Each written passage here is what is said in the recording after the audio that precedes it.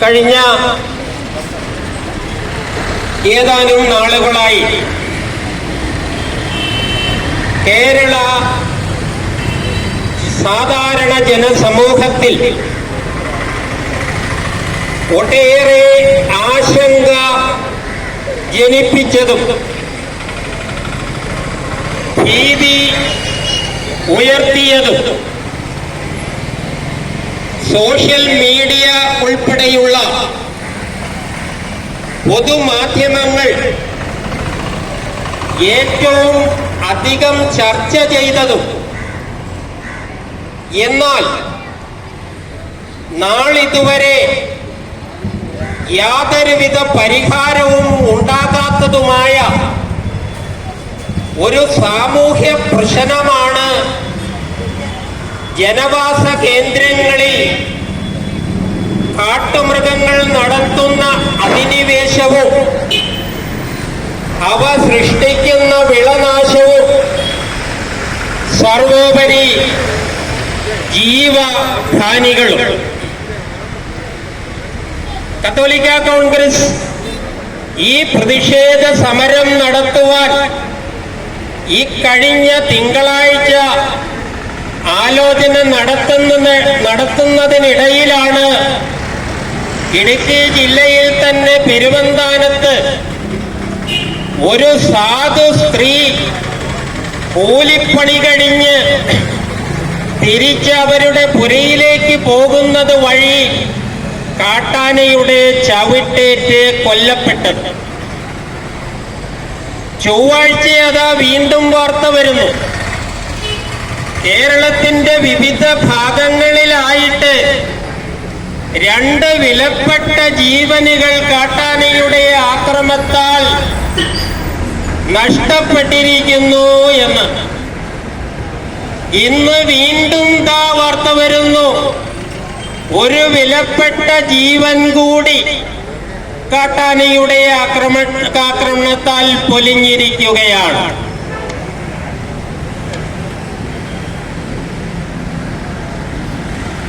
ഒരു താരതമ്യ പഠനത്തിന് വേണ്ടി നമ്മൾ ശ്രമിക്കുകയാണെങ്കിൽ 10 വർഷം മുൻപ്, അതായത് 2014 ഇത്തരമുള്ള സംഭവങ്ങൾ കേരളത്തിൽ സാധാരണമായിരുന്നില്ല, അല്ലെങ്കിൽ ഒറ്റപ്പെട്ട സംഭവങ്ങൾ എന്ന് നമുക്ക് വിശേഷിപ്പിക്കാമായിരുന്നു. പക്ഷേ അത് 2024 എത്തിയപ്പോൾ വന്യമൃഗങ്ങളുടെ ആക്രമണത്താൽ നഷ്ടപ്പെട്ട വിലപ്പെട്ട ജീവനുകളുടെ എണ്ണം 134 അതായത് 2.5 ദിവസത്തിനുള്ളിൽ ഒരു ജീവൻ വീതം നഷ്ടപ്പെട്ടിരിക്കുന്നു എന്ന്. ഇത് 2025 കടന്നപ്പോൾ ദിനം പ്രതി മനുഷ്യ ജീവനുകൾ അപഹരിക്കപ്പെട്ടുകൊണ്ടിരിക്കുകയാണ്. അത് 1-ൽ നിന്നും 2-ലേക്കും 2-ൽ നിന്നും 3-ലേക്കും ഇങ്ങനെ സംഖ്യ മാറുകയാണ്. ഇതിനോടൊപ്പം തന്നെ ഈ വന്യജീവികളുടെ ആക്രമണത്തിൽ പരിക്കേറ്റ് ജീവിക്കാൻ നിവൃത്തിയില്ലാത്തവരുടെ കഥകൾ ഒന്നും കാര്യമായി പുറത്തു വരുന്നില്ല.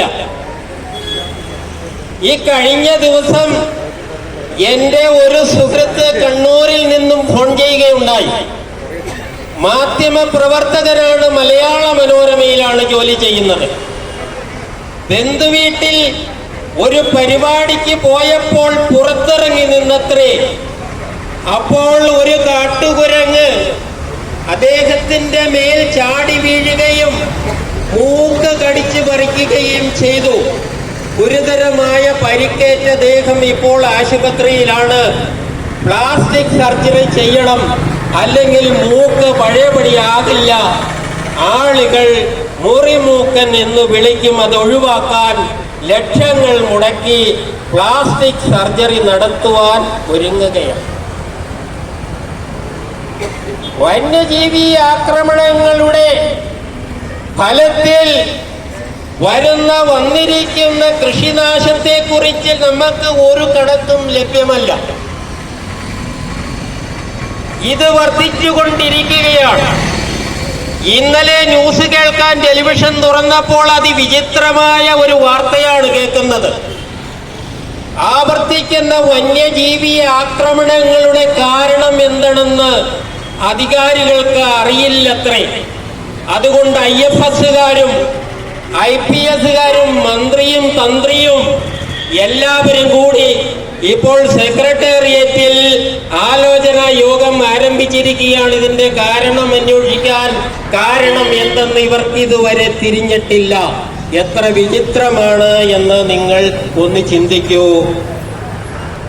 1972 വന്യജീവി സംരക്ഷണ നിയമം ഇന്ത്യയിൽ ഉണ്ടായത് എന്നാണ് ചരിത്രം പറയുന്നത്. അത് വക്കീൽ ക്ലാരിഫൈ ചെയ്യും. അന്നത്തെ സ്ഥിതിയാണോ നമ്മുടെ നാട്ടിൽ ഇന്ന്? വളരെ വിചിത്രമായ ഒരു പത്രവാർത്ത കഴിഞ്ഞ ജനുവരിയിൽ വായിക്കുകയുണ്ടായി. നിങ്ങളും വായിച്ചിരിക്കാം. കേരളത്തിലെ വനവിസ്തൃതി 2% കണ്ട് കൂടിയിരിക്കുന്നു. ദീപിക പത്രത്തിലാണ് ഞാൻ ആദ്യം വായിച്ചത്. അപ്പോൾ തന്നെ ദീപികയിലേക്ക് ഞാൻ വിളിച്ചു, സുഹൃത്തേ, ഈ വാർത്ത നിങ്ങൾക്ക് എവിടെ നിന്ന് കിട്ടി? അപ്പൊ ഇതിങ്ങനെ ഞങ്ങൾക്ക് വയർ വഴി കിട്ടിയ ഒരു വാർത്തയാണ്. ഞാൻ തമാശ രൂപേണ ചോദിച്ചു, ഈ വനത്തിന് ഇങ്ങനെ നീളം വയ്ക്കാൻ വനം പടവലങ്ങയാണോ എന്ന്.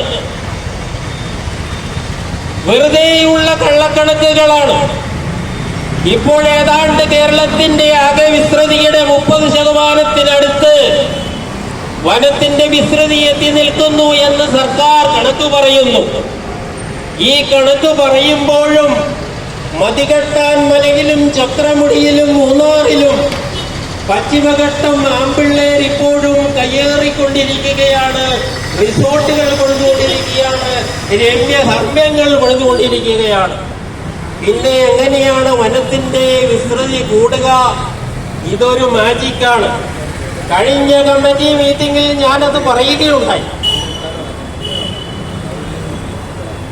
വനത്തിന്റെ വിസ്തൃതി അളക്കുന്നത് ക്രോസ് ടാബും ചങ്ങലയും ഉപയോഗിച്ചല്ല. ഇപ്പോൾ റിമോട്ട് സെൻസിംഗ് ഉപഗ്രഹങ്ങൾ ഉപയോഗിച്ചാണ്. പച്ച നിറത്തിൽ എവിടെയെങ്കിലും ഹൈ ഡെൻസിറ്റി നിറം റിമോട്ട് സെൻസിംഗ് ഉപഗ്രഹത്തിന് സെൻസ് ചെയ്യാൻ പറ്റിയാൽ അത് അപ്പോൾ തന്നെ വനം എന്ന് ടെറസ്ട്രിയൽ സ്റ്റേഷനുകളിലേക്ക് സിഗ്നൽ പായിക്കുകയാണ്. ഇതിന്റെ ക്യുമുലേറ്റീവ് ടോട്ടൽ എടുത്തതിന് ശേഷമാണ് നമ്മുടെ ഗവേഷകരും വനപാലകരും വനത്തിന്റെ വിസ്തൃതി നിർണയിക്കുക.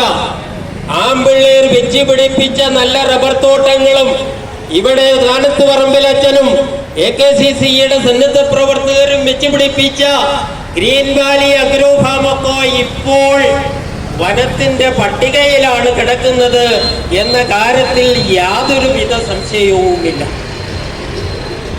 ഇങ്ങനെ മനുഷ്യനാൽ സൃഷ്ടിക്കപ്പെട്ട വനങ്ങളിലേക്ക് കടുവയും പുലിയും ആനയും ഇറങ്ങി വന്നാൽ അതിലെന്താണ് അത്ഭുതം?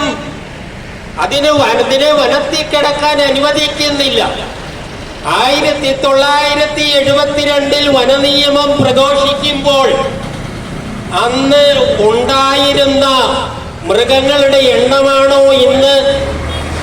അന്ന് അവയുടെ ആവാസ വ്യവസ്ഥയിൽ ഉണ്ടായിരുന്ന അതിനാവശ്യമായ ആഹാരവും വെള്ളത്തിന്റെ അളവുമാണോ ഇന്നുള്ളത്? അത് കുറഞ്ഞു കഴിഞ്ഞു. അന്ന് വനനിയമം ഉണ്ടായെങ്കിലും ഇത് ശക്തമായി പാലിക്കപ്പെടാൻ അല്ലെങ്കിൽ ഇമ്പോസ് ചെയ്യുവാൻ അധികാരികളൊന്നും അത്ര മെനക്കെട്ടിരുന്നില്ല. അതുകൊണ്ട് നായാട്ടും എല്ലാം നടന്നിരുന്നു. വീരപ്പൻ നമുക്ക് സമൂഹത്തിന് ചെയ്ത വീരപ്പനെ ഞാൻ നല്ലവനാക്കുകയല്ല. സേവനത്തിന്റെ ആ വലിപ്പം ഇപ്പോഴാണ് നമുക്ക് മനസ്സിലാകുന്നത്. അപ്പോൾ എന്താണ് ചെയ്യേണ്ടത്? വനത്തിനുള്ളിൽ ആവശ്യത്തിന് വെള്ളവും ഭക്ഷണവും ഇല്ലെങ്കിൽ അതെവിടെയുണ്ടോ അവിടേക്ക് വന്യമൃഗങ്ങൾ ഇറങ്ങി വരും എന്നുള്ള കാര്യത്തിൽ യാതൊരു സംശയവുമില്ല. അതാണ് ഇപ്പോൾ നടന്നുകൊണ്ടിരിക്കുന്നത്.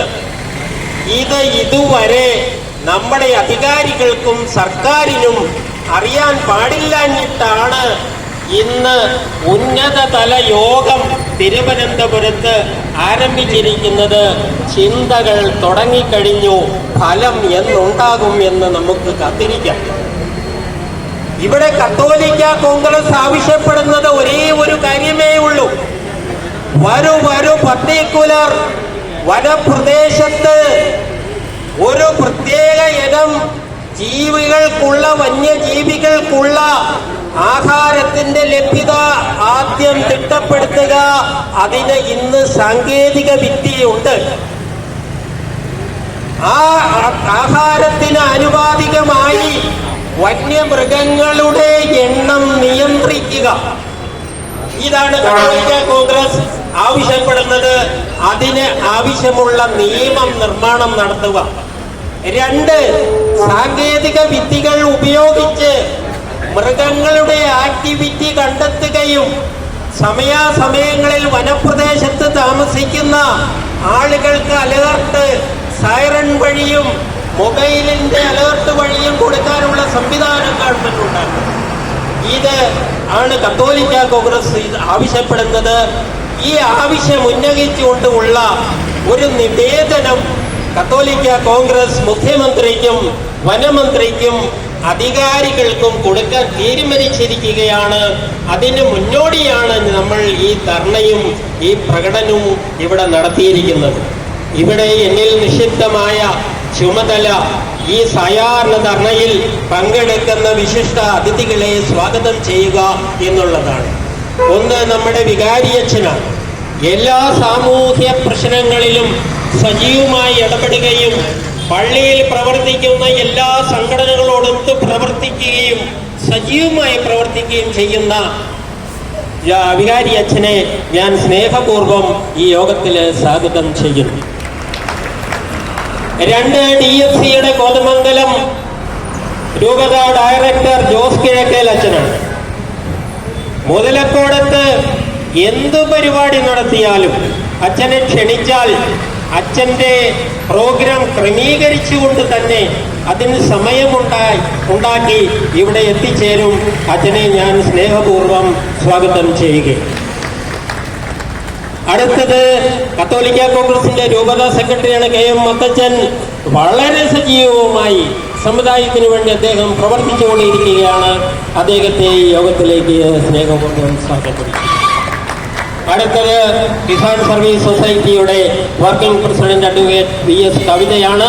കത്തോലിക്ക കോൺഗ്രസിന്റെ പ്രവർത്തനങ്ങൾക്കും കർഷക മേഖലയിലെ പ്രവർത്തനങ്ങൾക്കും അവർ വളരെയധികം സമയം ചെലവഴിക്കുന്നുണ്ട്. നമ്മുടെ ഈ പരിപാടിയിലും സമയത്ത് വന്ന് അവർ സജീവമായി പങ്കെടുത്തു. മാഡത്തിനെ ഞാൻ സ്നേഹപൂർവ്വം സ്വാഗതം ചെയ്യുന്നു.